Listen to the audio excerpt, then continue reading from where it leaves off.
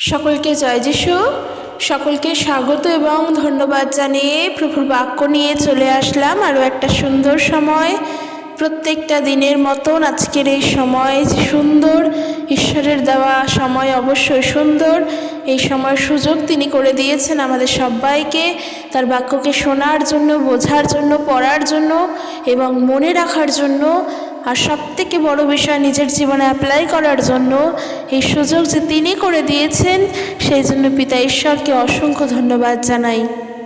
আমাদের প্রত্যেকের নিজেদের হৃদয় থেকে তাকে কোটি কোটি ধন্যবাদ দিই যে তিনি প্রত্যেক মুহূর্তে আমাদের সাথে আছেন, তিনি আমাদের জীবনে আছেন।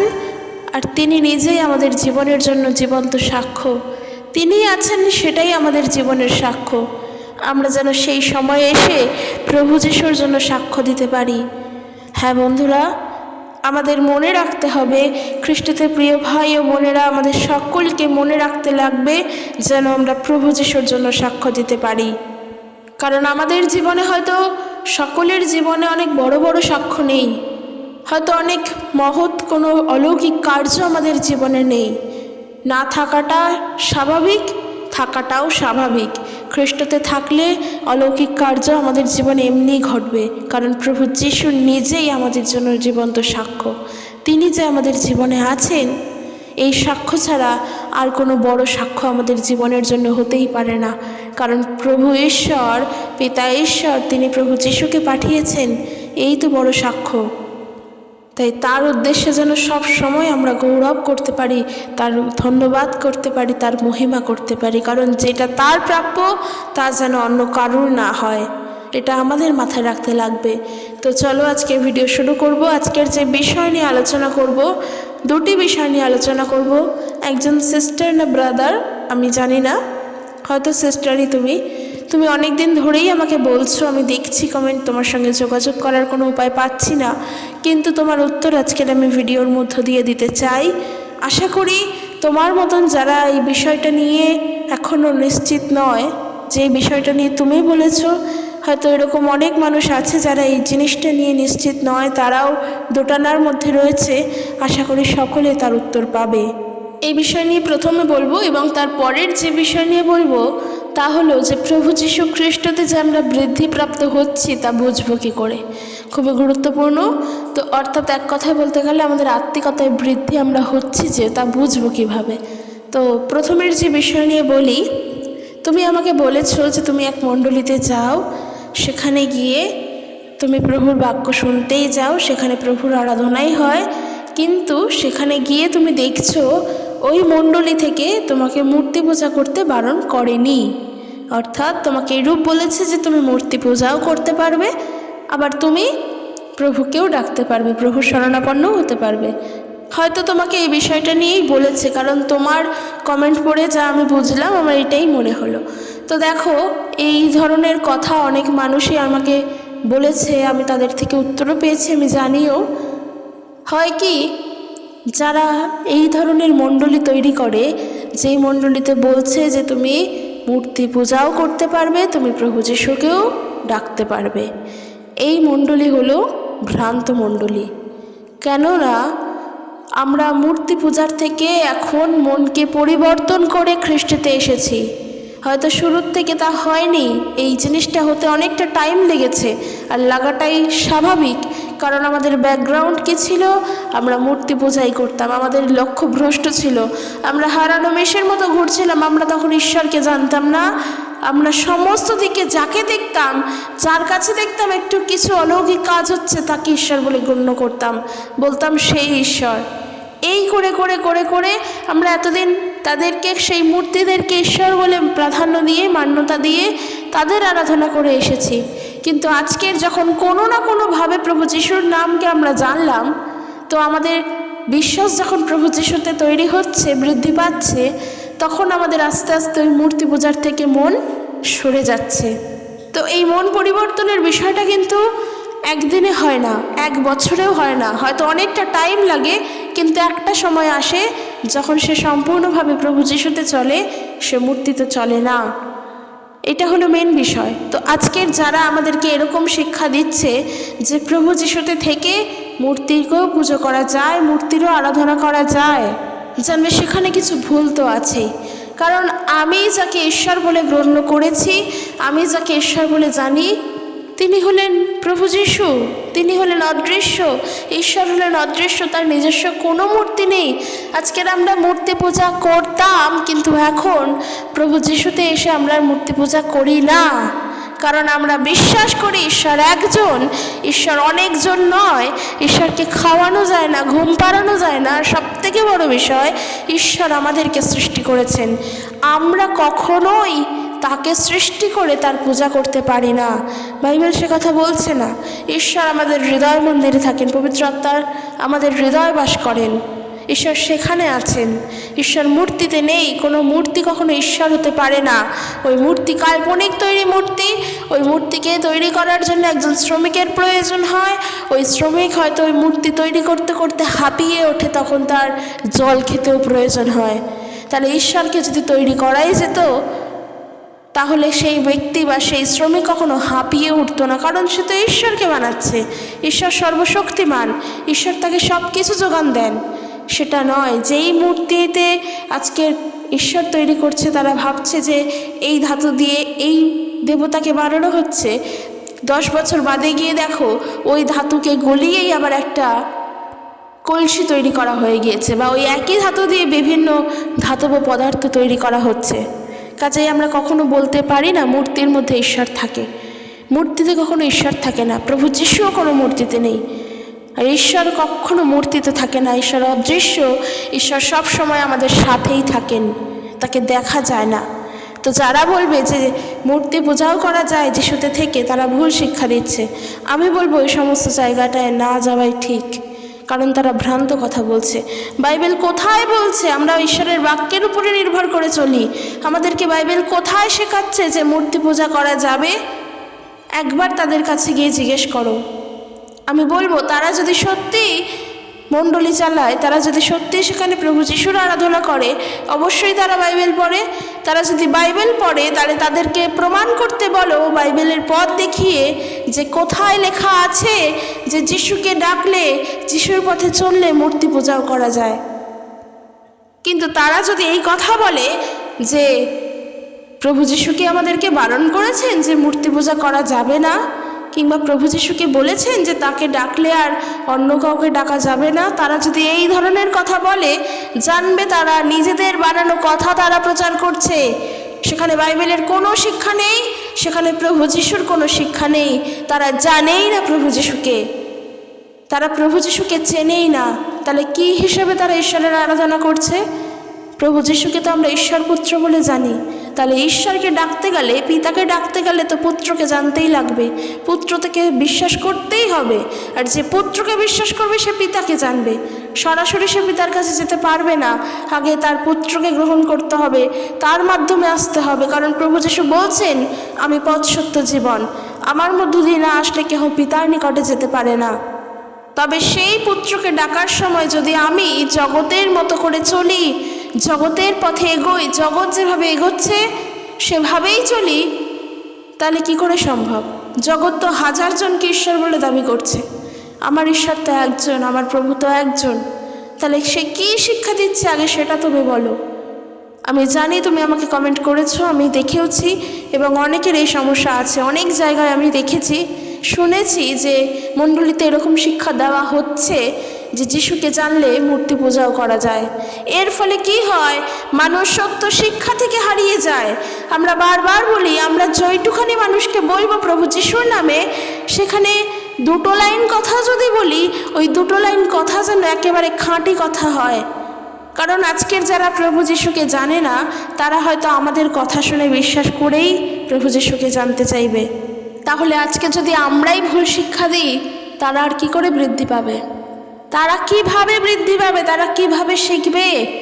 এই ধরনের মণ্ডলী যদি চলে, যেখানে বলবে যিশুকেও স্মরণ করা যায়, আবার মূর্তি পূজাও করা যায়, তাদের উদ্দেশ্যে আমার একটাই প্রশ্ন থাকবে, বাইবেলের কোথায় বলা হয়েছে যে প্রভু যিশুকে ডাকলে, প্রভু যিশুর পথে চললে মূর্তিকেও বিশ্বাস করা যায়, মূর্তিরও পথে চলা যায়? বাইবেলের কোন পদে লেখা আছে সেটা আগে দেখাতে বলো। আমরা বিশ্বাস করি বাক্যের উপরে, আমরা বাক্যের উপরে নির্ভর করে চলি। আমাদের জীবনে চলার জন্য এই বাইবেল হলো আলো। ঈশ্বরের বাক্য তাই বলছে, আমাদের চলার পথের আলো ঈশ্বরের বাক্য, সেই মুখনিসৃত বাক্য, যেই বাক্য আজকের আমরা পড়ছি, যেই বাক্যে আমরা বৃদ্ধিপ্রাপ্ত হচ্ছি, ঈশ্বরের সেই বাক্য আমাদেরকে বৃদ্ধি দান করছেন। যখন আমরা প্রার্থনা করি তখন আমরা ঈশ্বরের সাথে কথা বলি, যখন আমরা বাইবেল পড়ি তখন ঈশ্বর আমাদের সাথে কথা বলেন। সেই বাক্যে কোথায় লেখা রয়েছে যে মূর্তি পূজা করা যাবে? সিস্টার না ব্রাদার আমি জানি না, যদি সিস্টার হও আমি তোমার উদ্দেশ্যেই বলছি, বা যেই হও, যদি তুমি এই রবিবার দিনকে ওই মণ্ডলীতে যাও, তাহলে তুমি আগে তাদের কাছে গিয়ে একটা প্রশ্ন রাখবে যে প্রভু যিশুকে বিশ্বাস করলে মূর্তিকেও পূজা করা যায়, এই কথাটা বাইবেলের কোথায় আছে? কারণ আমরা বাক্যের উপরে নির্ভর করে চলি, আমরা বাক্যে বিশ্বাস করি। কারণ আদিতে বাক্য ছিল, বাক্য ঈশ্বরের কাছে ছিলেন, পরবর্তীকালে সেই বাক্য মাংসে মূর্তিমান হয়ে পৃথিবীতে বসবাস করতে লাগলেন, আর তিনি হলেন প্রভু যীশু খ্রিস্ট। শুরুতে কিন্তু বাক্য ছিল, আর এই যে সেই বাক্য যা আমরা এখন পড়ি, সেই বাইবেল, এই বাইবেল লিখেছেন মানুষ, কিন্তু ঈশ্বর সেই 40 জন মানুষকে বিভিন্নভাবে বিভিন্ন স্থানে ব্যবহার করেছেন। তো ঈশ্বরের ইচ্ছায়, ঈশ্বরের নির্দেশে এই বাক্য, সেই বাক্যে কোথায় আছে যিশুকে বিশ্বাস করলে মূর্তি পূজা করা যায়? বাইবেল থেকে প্রমাণ চাইবে। মানুষের মুখের কথা কেন শুনবে? আজকে তারা হয়তো তোমাদেরকে এমন শিক্ষা দিচ্ছে, তারা হয়তো মানুষকে হাতে রাখার জন্য মানুষ অনেক কৌশল করে চলছে। একটা মণ্ডলী, অনেক মানুষ আছে যারা কৌশলপূর্ণতায় চালনা করে। অবশ্যই সেই মণ্ডলী খ্রিস্টের, সেই মণ্ডলীর দেহও খ্রিস্টের, কিন্তু সেখানে যে মানুষ আছে তারা নিজেদের বুদ্ধিপূর্বক নিজেদের ছলচাতুরিতে চলে। তারা এরকম শিক্ষা দেয়, তারা মানুষের ভিড় জমাতে চায়। শুনতে অনেক খারাপ লাগলেও এগুলো সত্য কথা।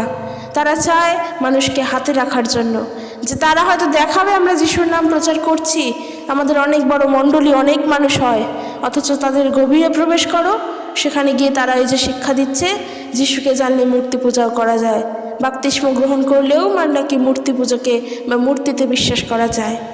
আরে বাবা, মূর্তিতে যদি বিশ্বাস করতেই হয় তাহলে তুমি যিশুকেই বা মানছো কেন? তাহলে যে কোনো একটা করো, দুই নৌকায় কেন পা দিয়ে চলছো? তুমি মূর্তিকেও ঈশ্বর বলছো, আবার যিশুকেও ঈশ্বর বলছো। ঈশ্বর তো একজন, যিশু আর মূর্তি তো এক নয়। প্রভু যীশু খ্রিস্ট আর কোনো একজন দেবতার মূর্তি, তারা তো এক নয়। তাহলে কি করে দুজনকে এক করছো? তাদের কাছে প্রশ্ন করো, মুখ খোলো, কারণ তোমার মনে এই প্রশ্নটা উঠেছে, খুব ভালো। হয়তো ঈশ্বর তোমার মনে এই প্রশ্নটা দিয়েছেন যেন তুমি তাদের কাছে প্রশ্ন করে বলো যে এটা সত্যি কি করে হয় যে আমি মণ্ডলীতে আসছি প্রভু যিশুর আরাধনা করতে, কিন্তু সেখানে যদি আমি শিক্ষা পাই যে মূর্তিও পূজা করা যায়, তাহলে আর আমার মণ্ডলীতে এসে কী লাভ? কারণ পরিত্রাণ তো আমি খ্রিস্টের থেকে পেয়েছি, প্রভু যিশুর থেকে পেয়েছি। কোনো মূর্তি দেবতা ঈশ্বরের থেকে তো পাইনি, কোনো মূর্তির থেকে পাইনি, তো কোনো দেবতার থেকেও পাইনি। খ্রিস্টে পরিত্রাণ প্রাপ্ত হয়েছি, মণ্ডলীতে এসেছি, সুসমাচার শুনেছি, প্রভু যিশুকে বিশ্বাস করেছি, তাকে নিজের হৃদয় পরিত্রাতা বলে গ্রহণ করেছি, তাকে আমার প্রভু বলে মান্যতা দিয়েছি, তিনি আমার ঈশ্বর। এখানে মূর্তির কি আছে? কেন তাহলে মূর্তি পূজা করব আমরা? আর মূর্তি পূজা করা মানে তো জানি এক প্রকারের পাপ কাজ করা। কারণ যেই মহিমা, যেই গৌরব একমাত্র মহান জীবিত ঈশ্বরের প্রাপ্য, মানুষ তা ঈশ্বরকে না দিয়ে ঈশ্বরের শ্রেষ্ঠ বস্তুর উপরে দেয়। ঈশ্বরের শ্রেষ্ঠ বস্তুগুলোর গৌরব করে, যাদের কোনো প্রাণই নেই, যাদের কোনো জীবনই নেই। এই কথাগুলো হয়তো শুনতে খারাপ, সমাজে দাঁড়িয়ে এই কথাগুলো যত বলবো মানুষ তত আমার দিকে রেড়ে করে আসবে। কারণ সত্য শুনতে কেউ চায় না। যখন কোনো মানুষ তার নিজস্ব প্রথাগত শিক্ষা নিয়ে জীবনে চলে, সেই শিক্ষায় যখন আঘাতপ্রাপ্ত হয়, তখন ওই মানুষ সমাজের চোখে একেবারে অপছন্দ, ঘৃণ্যকারী মানুষ হয়ে ওঠে। যদি আমরা দেখি প্রভু যীশু খ্রিস্টকে, তিনি এসেছিলেন ইহুদি সমাজে, তিনি ইহুদিদেরকে পরিবর্তন করতে আসেননি, তিনি সত্য শিক্ষা দিতে এসেছিলেন। আর ইহুদিরা প্রভু যিশুকে ঘৃণা করত, এই জগৎটাকে ঘৃণা করত। ইহুদিরা যেই নিয়মে চলতো, খ্রিস্ট ঠিক তার বিপরীত নিয়মে চলতো। কারণ ইহুদিদের তৈরি মানুষের নিয়মে তিনি চলতেন না, তিনি ছিলেন ঈশ্বর। প্রভু যিশু যখন প্রচার করতেন, শিক্ষা দিতেন, তখন ইহুদিরা আঘাতপ্রাপ্ত হতো, তাদের প্রথাগত শিক্ষায় আঘাত লাগতো, আর যার জন্য ইহুদিরা প্রভু যিশুকে অপছন্দ করতেন। কিন্তু তাতে প্রভু যীশু খ্রিস্টের কি কিছু হতে পারতো বা হয়েছে? কিছুই হয়নি। তাকে এত মারার পরেও তার কিছু হয়নি, কারণ তিনি ঈশ্বর তো অবশ্যই, কিন্তু মানুষের দিক থেকে যদি দেখি তাহলে তিনি উল্টে আমাদেরকে সত্য প্রকাশ করে দিয়ে গিয়েছেন। তিনি আমাদের সত্য বলে গিয়েছেন, তার নিজের কিছু হয়নি। বিশ্বাসটা আমাদের সেই খ্রিস্টের ওপর, যিনি আমার জন্য মরেছেন, আমার জন্য ক্রুশে রক্ত বহন করেছেন, কিন্তু তার কিছু হয়নি, উল্টে আমাদের অনেক লাভ হয়েছে, আমরা পরিত্রাণপ্রাপ্ত হয়েছি। তাই যেই শিক্ষা ওই মণ্ডলী দিচ্ছে, তার কাছে গিয়ে আগে প্রশ্ন করো বাইবেলের কোথায় আছে প্রভু যিশুকে বিশ্বাস করলে মূর্তি পূজা করা যায়। চ্যালেঞ্জ করো। তার জন্য তুমি মনে করছো তুমি ভালো করে বাইবেল জানো না, প্রয়োজন নেই জানার। হয়তো জানো না, খুবই ভালো কথা। তুমি আমার কথা শুনেই তুমি তাকে গিয়ে প্রশ্ন করো, তারপর তুমি আমাকে উত্তর দেবে সে তোমাকে কি বলল। আর তার আগে আমি অবশ্যই তোমাকে বলবো বাইবেলটা তুমিও পড়ে যেও, একবার হলেও, কিছু জায়গা হলেও প্রভুর বাক্যগুলো পড়ে যেও। কারণ নূতন নিয়মে মূর্তি পূজার বিষয়ে কিচ্ছু বলাই নেই। বাইবেলের শুরু থেকে, আদি পুস্তক থেকে প্রকাশিত বাক্য পর্যন্ত কোথাও লেখা নেই মূর্তি পূজা করা যাবে, কোথাও লেখা নেই। উপরন্তু পুরাতন নিয়মে এরকম অনেক উদাহরণ আছে। যখন সেই দানিয়েলের সময়, যদি আমরা দানিয়েল পুস্তক তার 3 অধ্যায় পড়ি তাহলে জানবো, যখন রাজা নেবুকদনেচ্ছর একটি সোনার মূর্তি তৈরি করে তাতে সবাইকে প্রণাম করতে বলেছিল, পুজো করতে বলেছিল, আরাধনা করতে বলেছিল, ইভেন দানিয়েল এবং তার 3 বন্ধু সবাইকে বলেছিল। দানিয়েল ছিলেন একজন ধার্মিক মানুষ, সে ঈশ্বরপ্রেমী ছিলেন। সেই দানিয়েলকেও বলেছিল যে ওই মূর্তির সামনে যদি প্রণাম কেউ না করে তাহলে কি করবে, জ্বলন্ত অগ্নিকুণ্ডে ফেলে দেওয়া হবে, নিক্ষেপ করা হবে। কিন্তু দেখো, এমন আদেশ দেওয়ার পরেও দানিয়েলের 3 বন্ধু তারা কিন্তু একবারের জন্য ওই মূর্তির সামনে নত হয়নি। উপরন্তু তারা বলেছিল কি, যদি আমরা দানিয়েল তার 3 অধ্যায় 16 পদ থেকে পড়ি, সেখানে এরূপ আছে, দানিয়েলের 3 বন্ধু শদ্রক, মৈশক এবং অবেদনগো তারা রাজাকে বলল যে যদি আপনি আমাদের অগ্নিকুণ্ডে নিক্ষেপ করেন তাহলে আমরা যে দেবতার পূজা করি তিনি আমাদেরকে রক্ষা করবেন। তারা বলছে যে আমরা মূর্তির সামনে নত হব না, নত হবই না। যদি এই নত না হওয়ার কারণে আমাদেরকে আপনার কথা অনুযায়ী অগ্নিকুণ্ডে নিক্ষেপ করেন তাহলে আমরা যার ঈশ্বর, যেই ঈশ্বরের আরাধনা করি, যার উপাসনা করি, তিনি আমাদেরকে রক্ষা করবেন। শুধু তাই নয়, দেখো তারা আরও বলছে যে তিনি ইচ্ছা করলে আমাদেরকে আপনার হাত থেকে রক্ষা করতে পারেন। কিন্তু আরও ইন্টারেস্টিং বিষয় যেটা, কিন্তু যদি আমাদের ঈশ্বরও আমাদের রক্ষা না করেন তাহলেও আমরা আপনার দেবতার সেবা করব না, আপনার প্রতিষ্ঠিত সোনার মূর্তির পূজাও করব না। দেখেছো তারা কি বলছে? তারা কিন্তু সদাপ্রভু ঈশ্বরের আরাধনা করে, তারা একবারের জন্যও সোনার মূর্তিতে নত হতে চাননি, তারা চাইছে না। তারা এমন কথাও বলছে যে যদি আমাদের ঈশ্বর আমাদেরকে সাহায্য নাও করেন তাহলেও আমরা আপনার প্রতিষ্ঠিত সোনার মূর্তিতে আমরা নত হব না। তাই মানুষ কি করে বলে যে প্রভু যিশুকে জানার পরেও নাকি মূর্তি পূজা করা যায়? কি করে বলে? মূর্তি পূজাটা আসলেই একটা মূল্যহীন কাজ। সে আমাকে যে যাই বলুক, সারাটা দিন ধরে, সারাটা সময় ধরে, সারাটা বছর ধরে মূর্তির উপাসনা করে গেলাম, মূর্তির আরাধনা করে গেলাম, জীবনে সত্যিই কিছুই হলো না, সত্যিই হলো না। পরিত্রাণ কোথায় পেলাম? শেষ পর্যায়ে প্রভু যিশুকে যখন জানলাম, পরিত্রাণ প্রাপ্ত হলাম, এই পথটা পেলাম। কারণ এই পথ একমাত্র খ্রিস্টের কাছেই আছে। এতদিন আমরা অন্ধে হয়ে চলতাম, অন্ধের মতো চলতাম।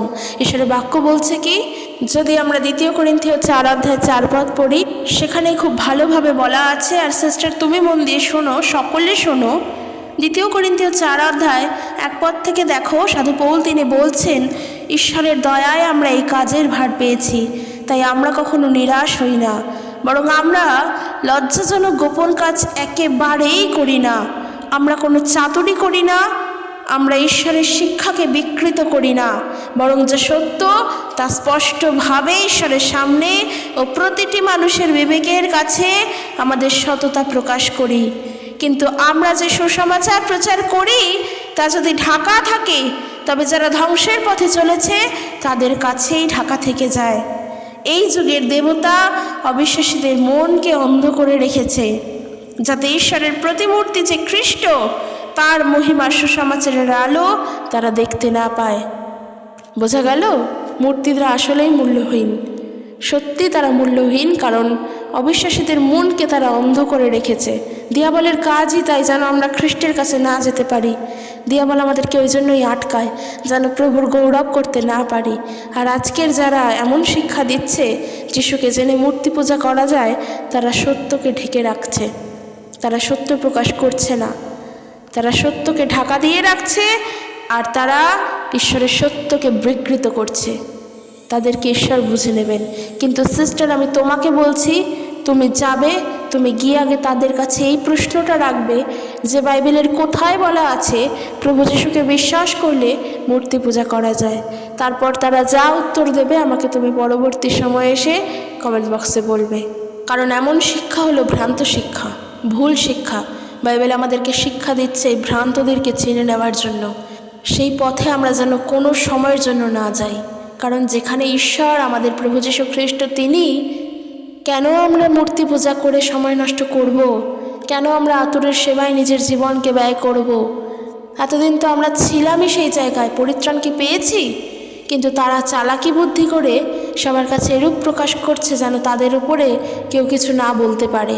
তাদের উপরে তারা যে যিশুর নাম প্রচার করছে তাতে যেন কেউ কিছু না বলতে পারে, তাতে যেন কেউ সমস্যা সৃষ্টি করতে না পারে। সেই জন্য তারা বলছে যে মূর্তিকেও পূজা করা যাবে, প্রভু যিশুকেও জানানো যাবে। কিন্তু আমি তোমাদের উদ্দেশ্যে বলছি, ওই জন্যই তুমি আমাকে বলেছিলে যে তারা নাকি বলেছে আমি খ্রিস্টানদের জন্য বাক্য প্রচার করছি, এই কথা বলেছে। খ্রিস্টানদের জন্য? খ্রিস্টান কখন? আগে তাকে জিজ্ঞেস করবে যে খ্রিস্টান কারা। কারণ আমার তো মনে হয় না তারা খ্রিস্টান। খ্রিস্টান তখনই সে হয় যে খ্রিস্টের পথে চলে, যার সঙ্গে খ্রিস্টের সহভাগিতা আছে, যে খ্রিস্টের আজ্ঞাবহ হয়ে চলে, যে খ্রিস্টকে স্মরণ করে চলে। তারা তো চলে না, কারণ তারা যদি চলতো তারা বাইবেল পড়তো, তারা প্রভুর বাক্যকে জানতো, তারা অন্তত এই বেসিক জিনিসটুকু যদি জানতো যে প্রভু যিশুকে বিশ্বাস করলে মূর্তি পূজা করা যায় না। এটা বেসিক। একজন অবিশ্বাসীও জানে। তোমার পাশের বাড়ির মানুষ, তুমি যদি আজকে খ্রিস্ট বিশ্বাসী হও, তোমার পাশের বাড়ির মানুষ সে খ্রিস্টকে কিচ্ছু জানেই না, কিন্তু এইটুকুনি জানে যে খ্রিস্টানরা মূর্তি পূজা করে না। এই বেসিক জ্ঞানটুকু তার থাকতো, তার নেই বলেই সে যে হয়তো এই কথা বলতে পারছে যে খ্রিস্টানদের জন্য ঈশ্বরের বাক্য। খ্রিস্টান কারা? যারা খ্রিস্টের পথে চলছে। তাকে গিয়ে কোনো তর্ক নয়, কোনো বিতর্ক নয়, কোনো খারাপভাবে নয়, কিচ্ছুভাবে নয়। কারণ খ্রিস্ট আমাদের এরকম মন্দ শিক্ষা দিচ্ছেন না যে আমরা খারাপভাবে মানুষের সঙ্গে ব্যবহার করব না। সুন্দরভাবে শান্ত মনে তার সাথে কথা বলবে, তাকে জিজ্ঞেস করবে, তার থেকে উত্তরগুলো শুনবে, সে কি বলছে, সে কীভাবে তোমাকে বোঝাচ্ছে। তারপর তুমি আমাকে জানবে। নিজের দিক থেকে নিজে নত থাকবে। প্রশ্ন তাকে তুমি করছো, তুমি নত থাকবে। সে যদি তোমাকে উদ্ধত্ত দেখায় তো দেখাক, কিন্তু তোমার দিক থেকে তুমি নত থেকে তাকে প্রশ্নগুলো করবে, যেগুলো আমি বলে দিলাম।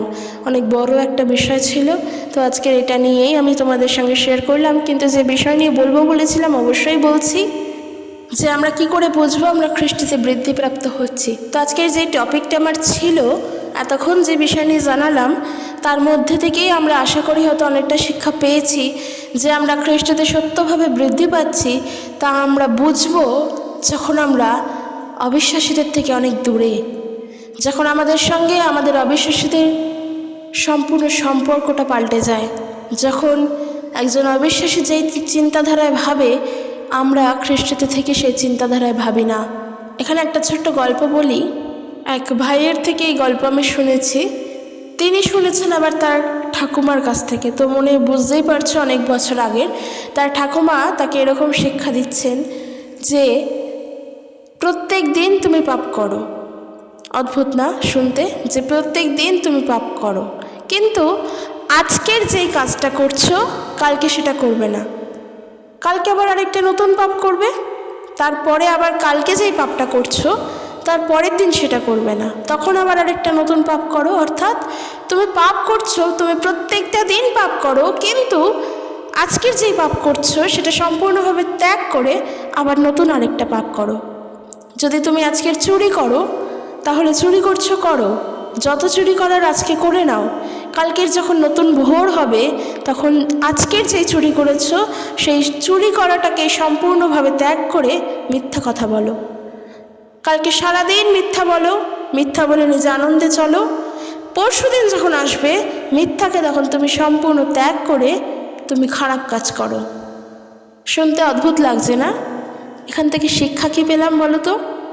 প্রত্যেকটা দিন আমরা পাপ করছি, কিন্তু খ্রিস্টতে বৃদ্ধি পাওয়ার জন্য ঈশ্বরের বাক্য পড়ে যেটা ভালো তা যদি গ্রহণ করে এটা শিক্ষা পেয়ে যাই যে আজকের যা করছি আমি কালকের মতো ছাড়ছি, যে শুধুমাত্র যে কালকের জন্য ছাড়ছি তা নয়, আমার জীবনের জন্য ছাড়ছি।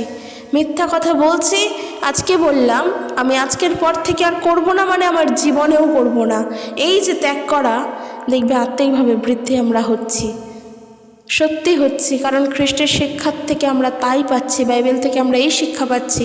এই জগৎ ভালো এবং মন্দ, কিন্তু ভালোটা আমাদের বেছে নিতে হবে। মন্দ আর ভালোর মধ্যে থেকে যদি মন্দকেই গ্রহণ করি আর সেই মন্দ নিয়েই চলি, তাহলে আর আত্মিকতা কোথায়? ওই তো শেষ পর্যন্ত আর আমরা প্রভুতে তখন চলতে পারবো না। মাঝপথ থেকেই তখন প্রভুকে পরিত্যাগ করে চলে আসতে হয়। তাই আত্মিকভাবে বৃদ্ধি পাওয়ার জন্য ঈশ্বরের বাক্য যা শিক্ষা দিচ্ছে, ঈশ্বরের বাক্যের পথ অনুযায়ী চলো, তোমাকে আর চিন্তাই করতে হবে না তুমি কি করে বৃদ্ধি পাবে। কারণ ওই যে বৃদ্ধিদাতা ঈশ্বর, একটা ছোট্ট চারা গাছ আমরা লাগাই, সেই গাছে আমরা প্রত্যেক দিন জল দিই, প্রত্যেক দিন তার পরিচর্যা করি, প্রত্যেক দিন সার দিই, সে উপযুক্ত পরিমাণে আলো পায়। এই সব কিছু তাকে বৃদ্ধি দিচ্ছে, এই সব কিছুই সে বৃদ্ধি পাওয়ার কারণ। কিন্তু তার আসল তাকে যে বড় করছে তা ঈশ্বর করেন। ওই বৃদ্ধিটা আমাদের চোখে ধরা দেয় না, আর সেই বৃদ্ধি ঈশ্বর করেন। এমনও তো হতে পারতো ওই গাছ যদি আমরা বলি ঈশ্বর নেই, ঈশ্বরের কোনো কাজ নেই, তাহলে ওই গাছটি আলোও পাচ্ছে, জলও পাচ্ছে, উপযুক্ত পরিমাণ সারও পাচ্ছে, সবই পাচ্ছে, কিন্তু গাছটা ধীরে ধীরে শুকিয়ে যাচ্ছে। বৃদ্ধি পাওয়ার থেকে সে শুকিয়ে যাচ্ছে, কিন্তু সে তো সবই পাচ্ছে, জল আলো বাতাস সব পাচ্ছে, তাহলে তার বৃদ্ধি কেন হচ্ছে না? এই বৃদ্ধিও আমরা দেখতে পাই না, গাছটির ওই মরা বা ওই শুকিয়ে যাওয়াটাও আমরা দেখতে পাই না। এখানে ঈশ্বরের হাত থাকে। আজকের আমরা মানুষ, আমরা খ্রিস্ট যিশুতে চলছি, আমাদের মধ্যে ঈশ্বরের বাক্য আছে, ঈশ্বরের বীজ আছে, সেই বীজকে ঈশ্বর পুঁতে দিয়েছেন, কিন্তু ওই বীজকে বড় করে তোলার দায়িত্ব যেমন আমাদের, তাতে বৃদ্ধি দান করাটা সম্পূর্ণভাবে ঈশ্বরের। ওই বীজকে বড় করব কি করে? ঈশ্বরের যে বাক্য আমাদের হৃদয়ে আছে, সেই বাক্য বা সেই বীজ আমাদের মধ্যে হচ্ছে, আমাদের হৃদয় হচ্ছে সেই উত্তম ভূমি সর্বপ্রথম করে তুলতে হবে, যেখানে সেই বীজ আসলে যেন তা চারা গাছে পরিণত হয়, এবং চারা গাছ থেকে যেন সে একটা বড় বিশাল বটবৃক্ষ বা বিশাল বড় একটা গাছে পরিণত হয়। আর এই গাছকে পরিণত করার জন্য সর্বপ্রথম নিজেদের তো অবশ্যই কিছু করার আছে। ওই বীজ আমাদের মধ্যে পড়বে, ঈশ্বরের বাক্য, তাতে আমরা জল দেব, সার দেব। কিভাবে? প্রার্থনা করব, পবিত্র আত্মায় প্রার্থনা করব, যেন সেই বাক্যে আমরা বৃদ্ধি পেতে পারি। এই যে আমরা প্রার্থনা করলাম, কার কাছে করলাম? যীশু খ্রিস্টের কাছে করলাম, প্রভু যীশুর কাছে করলাম, যেন আমরা বাক্যে বৃদ্ধি পেতে পারি। এই যে পেতে পারি, আমরা বলছি যে পেতে পারি, অর্থাৎ একা একা পারি না। প্রার্থনা যখন করছি, কারোর সাহায্য নিয়ে আমাদেরকে বৃদ্ধি পেতে হবে। এই যে সাহায্য, এটা ঈশ্বর করবেন। তাই আমাদের কর্তব্য তাতে জল দেওয়া, তাতে সার দেওয়া, রোজ বাক্য পড়া, রোজ বাক্যে ধ্যান করা এবং প্রার্থনা করা। আমরা যদি দেখি প্রথম করিন্থীয় তার 3 অধ্যায় 7 পদ থেকে যদি দেখি, সেখানে সাধু পৌল তিনি বলছেন যে অতএব রোপক অর্থাৎ যে রোপণ করে সে কিছু নয়, সেচকও কিন্তু কিছুই নয়, বৃদ্ধিদাতা ঈশ্বরই হলেন সার। অর্থাৎ বৃদ্ধিদাতা ঈশ্বর, আর যে সার দিতে হবে ওই সার, ওই উপযুক্ত ফসলের জন্য যে সার, মেন যে ইনগ্রেডিয়েন্টস আছে, সেই সার হলেন ঈশ্বর। বৃদ্ধিদাতা ঈশ্বরই সার, আর রোপক ও সেচক উভয়ই এক, এবং যাহার যেরূপ নিজের শ্রম সে তদ্রূপ নিজের বেতন পাইবে। কারণ আমরা ঈশ্বরেরই সহকার্যকারী, তোমরা ঈশ্বরেরই ক্ষেত্র, ঈশ্বরেই গাঁথনি। ঈশ্বরের যে অনুগ্রহ আমাদেরকে দত্ত হইয়াছে, তদানুসারে আমি জ্ঞানবানের গাথকের ন্যায় ভিত্তিমূল স্থাপন করিয়াছি। কিন্তু প্রত্যেকজন দেখুক কী রূপে সে তাহার উপরে গাঁথে। অর্থাৎ যে গাঁথনি তৈরি হচ্ছে তার যে ভিত্তিমূল, তাহলে ঈশ্বরের অনুগ্রহ, তা আমাকে দেওয়া হয়েছে। তাই তাকে ছাড়া আমরা কিছুই করতে পারি না। প্রভু যীশু তিনি বলেছেন না যে তো আমা ভিন্ন তোমরা কিছুই নয়। সত্যি তাই, তাকে ছাড়া কিচ্ছু করতে পারি না, কারণ বৃদ্ধিদাতা তো তিনি, সেই সার, ওই গাছের জন্য উপযুক্ত সার তো তিনি। আত্মিকভাবে বৃদ্ধি পেতে হলে আমাদেরকে প্রার্থনার দ্বারা চলতে হবে, ঈশ্বরের বাক্যের দ্বারা চলতে হবে। যেগুলো ঈশ্বর পছন্দ করেন আমাদের থেকে, সেগুলোর জন্য চিন্তা করতে হবে। সর্বপ্রথম ঈশ্বরের রাজ্যের বিষয়ে চিন্তা করতে হবে, এই জগতস্থ সকল বিষয় থেকে দূরে থাকতে হবে। দেখো, প্রথম যোহন তার 2:15 তাই বলছে, তোমরা জগৎকে প্রেম করিও না, জগতস্থ বিষয় সকলকেও প্রেম করিও না।